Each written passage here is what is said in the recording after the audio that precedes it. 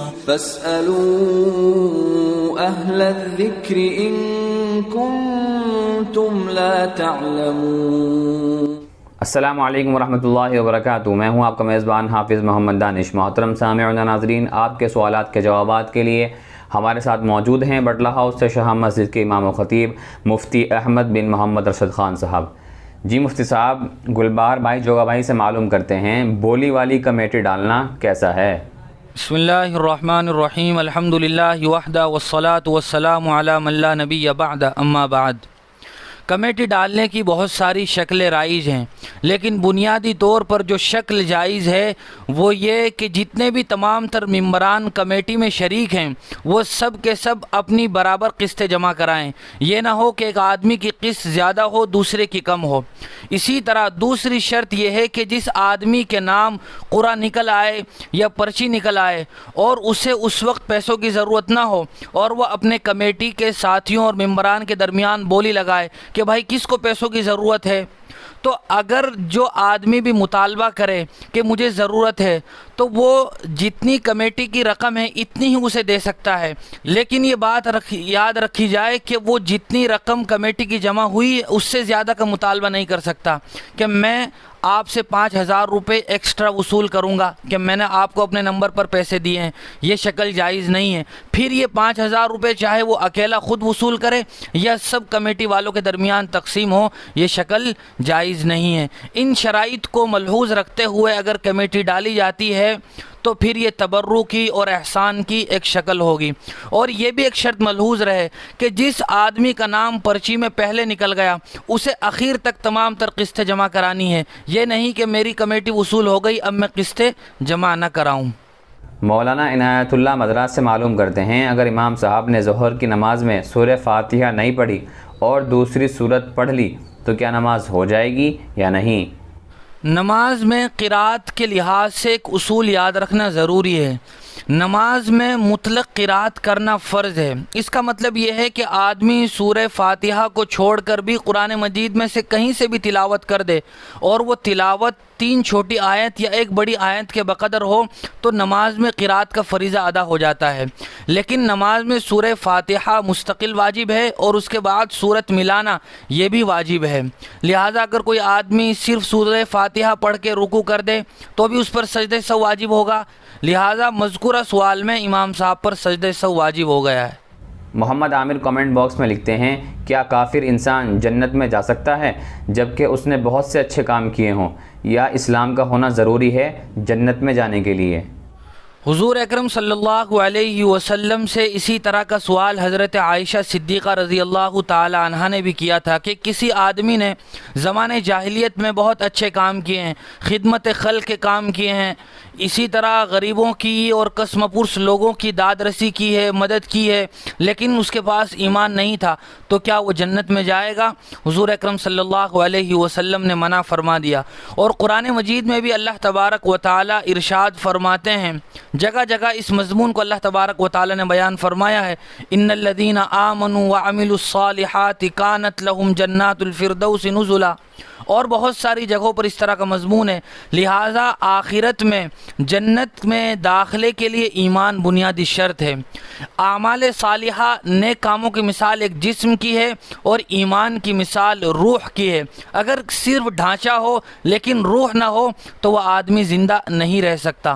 ہاں یہ بات لکھی ہے علماء نے اور فقہاء نے کہ اگر کوئی کافر آدمی دنیا میں اچھے کام کرتا ہے تو اللہ اس کے اچھے کاموں کا بدلہ دنیا ہی میں دے دیتے ہیں۔ اس کی شکل یہ ہوتی ہے کہ اللہ تبارک و تعالیٰ اس کا نام اچھے تذکرے کے ساتھ باقی رکھتے ہیں، لوگ اس کو اچھے نام سے یاد رکھتے ہیں۔ دوسری شکل یہ بیان کی ہے کہ اللہ تبارک و تعالیٰ اس کی دنیا کی مشکلات کو دور کر دیتے ہیں اور وہ ہنسی خوشی خوشحال زندگی بسر کرتا رہتا ہے، گویا دنیا ہی میں اس کے کاموں کا اجر مل جاتا ہے۔ آخرت میں کامیابی کے لیے ایمان یہ شرط اولین ہے۔ اشرف خان پوچھتے ہیں، اگر روزے کی نیت کرنا بھول گیا تو کیا روزہ ہو جائے گا یا نہیں؟ جی ہاں، اگر کوئی آدمی روزے کی نیت کرنا بھول گیا تھا اور دوپہر یعنی نصف النہار جس کو زوال ہم کہتے ہیں، اس سے پہلے اس نے ابھی تک کچھ کھایا پیا نہیں تھا اور روزے کی نیت کر لی تو اس کا روزہ ادا ہو جائے گا، لیکن اگر وہ زوال کے بعد نیت کرتا ہے تو پھر روزہ ادا نہیں ہوگا۔ عدیل الزماں مکرانہ راجستھان سے معلوم کرتے ہیں، سمیلن میں شادی اور نکاح کرنا کیسا ہے؟ عام طور پر بہت سارے علاقوں میں کچھ مالدار یا کوئی ویلفیئر ٹرسٹ پیسے جمع کر کے غریب خواتین کی شادیوں کا انتظام کرتا ہے۔ یہ ایک نہایت نیک عمل ہے اگر اللہ کی رضامندی اور خلوص کے ساتھ کیا جائے، ریاکاری نام و نمود مقصود نہ ہو۔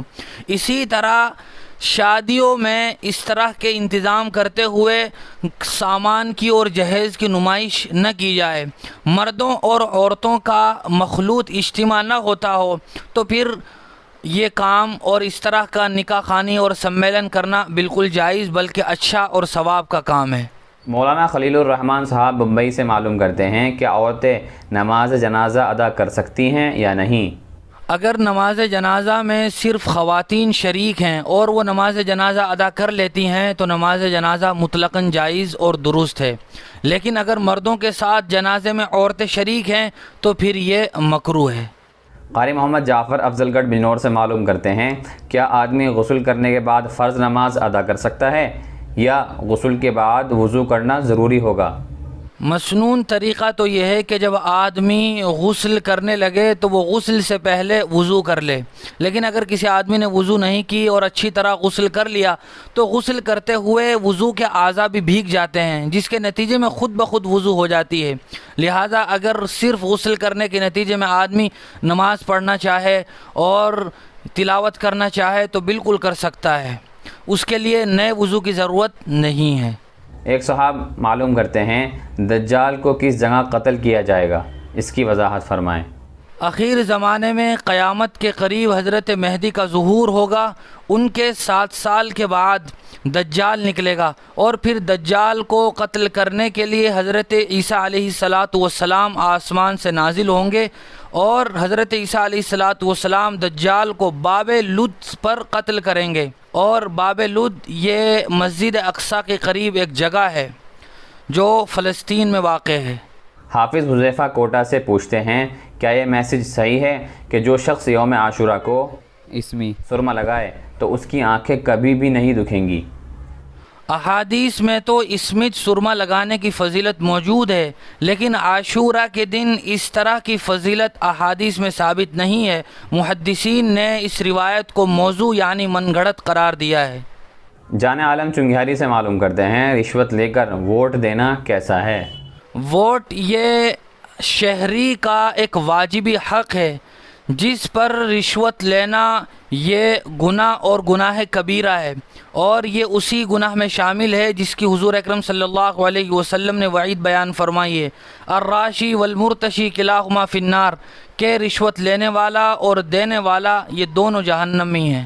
محمد عامر پوچھتے ہیں، کیا عاشورہ کے دن 4 رکعت نفل پڑھنا حدیث سے ثابت ہے؟ کسی طرح کی کوئی مخصوص نماز فضیلت کے ساتھ اور متعینہ صورتوں کے ساتھ پڑھنے کے بارے میں عاشورہ کے دن احادیث میں ثابت نہیں ہے۔ حافظ محمد شعیب بلوا صاحب کا سوال ہے، جس شخص کے صرف ٹھوڑی پر داڑھی ہو اور دوسری جگہ نہ ہو تو کیا دوسری جگہ بال لانے کے لیے وہ استرا لگا سکتا ہے یا نہیں؟ چہرے پر بالوں کا اگنا یہ قدرتی چیز ہے، انسان کے اپنے اختیار میں نہیں ہے۔ اگر پورے چہرے پر داڑھی نہ اگے یا بعض پر اگے بعض پر نہ اگے تو اس میں پریشان ہونے کی ضرورت نہیں ہے، چونکہ بندہ گنہگار نہیں ہوگا۔ صحابہ اکرام میں سے بھی اور بعض بزرگان دین میں سے بھی ایسے گزرے ہیں کہ جن کے چہرے پر داڑھی کا ایک بال بھی نہیں تھا، اور بعض ایسے بھی ہیں جن کے چہرے کے صرف کچھ ہی حصے پر داڑھی ہے، لہذا استرا وغیرہ چلانے کی یا کوئی اور دوسرا طریقہ اختیار کرنے کی ضرورت نہیں ہے۔ شکریہ مفتی صاحب آپ کا۔ اسی طرح کی مزید مسائل کی جانکاری کے لیے آپ اپنا سوال ہمارے کمنٹ باکس یا ڈسکرپشن میں دیے گئے نمبر پر آپ ہمیں واٹس ایپ بھی کر سکتے ہیں۔ ہمارے دار ارقم یوٹیوب چینل کو سبسکرائب کریں، ویڈیو کی نوٹیفیکیشن کے لیے بیل آئیکن کو دبائیں، ویڈیو کو لائک کریں، صدقہ جاریہ کی نیت سے ویڈیو کو شیئر بھی کریں اور اسی طرح اپنے سوالات ہم تک پہنچاتے رہیں۔ جزاک اللہ۔